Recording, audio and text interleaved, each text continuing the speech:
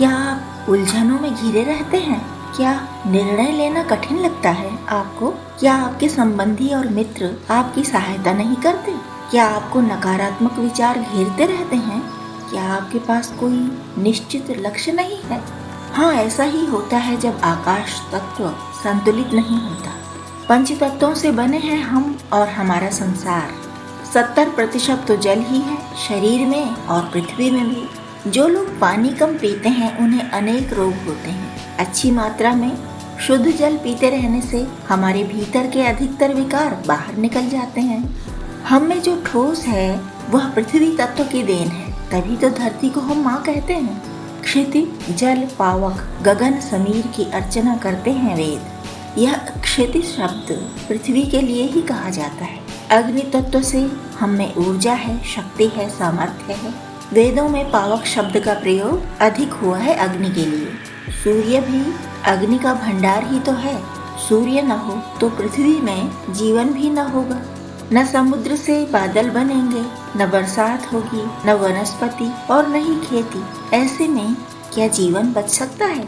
सूर्य का नन्हा रूप है आग, इससे हम भोजन बनाते हैं। हमारी रगों में जो रक्त बहता है उसमें भी आग यानी गर्मी होनी चाहिए। ठंडे होने का मतलब है मृत्यु। चौथा तत्व है हवा। हवा न हो तो हम सांस कैसे लेंगे? सांस लिए बिना क्या जी सकेंगे? सांस रुकती है तो रोगी को सांस दिलवाने के लिए ही सबसे पहले प्रयास होते हैं। जहाँ जलवायु अच्छी वहाँ स्वास्थ्य अच्छा। जल के बिना तो हम कुछ घंटे जी भी लेते हैं, पर वायु के बिना तो 2 पल में ही ठंडे हो जाएंगे। रगों की आग भी दूर भाग जाएगी। वेदों ने जो 5 शब्द कहे हैं, जिन्हें जीवन का आधार कहा, जिनसे जीवन संभव बताया, वे 5 तत्व हैं। क्षिति यानी पृथ्वी, जल यानी पानी, गगन यानी आकाश, समीर यानी हवा।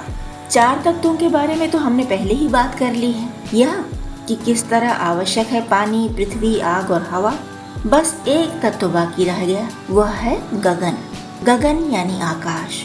यह आकाश तत्व हम में किस तरह विद्यमान है, इसकी क्या उपयोगिता है, इसे किस तरह समझा जा सकता है, आइए समझने के प्रयास करते हैं। खुली जगह पर हम सिर उठाते हैं तो अपने को, अपनी पृथ्वी को एक नीली छतरी से ढके हुए पाते हैं। दिन में सूर्य और रात को चांद तारे इस छतरी को सजाते हैं। जिस जगह बहुत से कारखाने हैं, उद्योग हैं, वहाँ का आकाश धूमिल होता है। जितना धुआं उतना ही आकाश गायब, तारे लापता, चांद रोता हुआ सा, बुझा बुझा। क्या है ये आकाश? यह है रिक्तता, यह है खालीपन।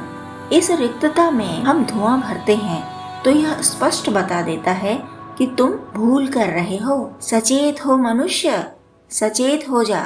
यह विराट आकाश या अंतरिक्ष हमें जो कह रहा होता है उसे हम सुनते ही कहाँ हैं?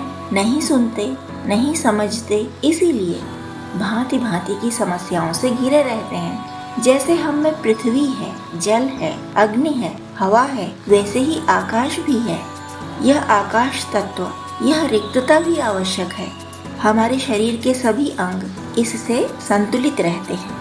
जैसे हम बाहर ग्रह नक्षत्रों को संतुलन में देखते हैं, संतुलन का सब खेल आकाश तत्व से ही है।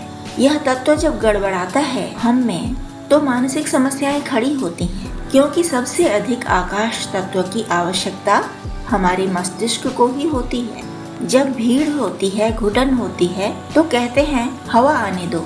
हवा तभी आएगी जब जगह खाली होगी। धरती ठोस हो जाती है, कड़ी हो जाती है, उसके कणों के साथ खालीपन नहीं होता तो बीज भी अंकुरित नहीं होता। ऐसे ही हमारे मस्तिष्क को भी कुछ रिक्तता चाहिए, स्पेस चाहिए, आकाश चाहिए, उड़ान भरने के लिए, सोचने समझने के लिए। आकाश तत्व को बढ़ाने के लिए जियो और जीने दो का सिद्धांत अपनाइए। ध्यान कीजिए, निर्मल मन से ईश्वर के साथ जुड़िए और जुड़े रहिए। हमारे साथ भी बताते रहिए हमें अपनी राय। हमारे बीच यही तो स्नेह का सेतु है बंधु।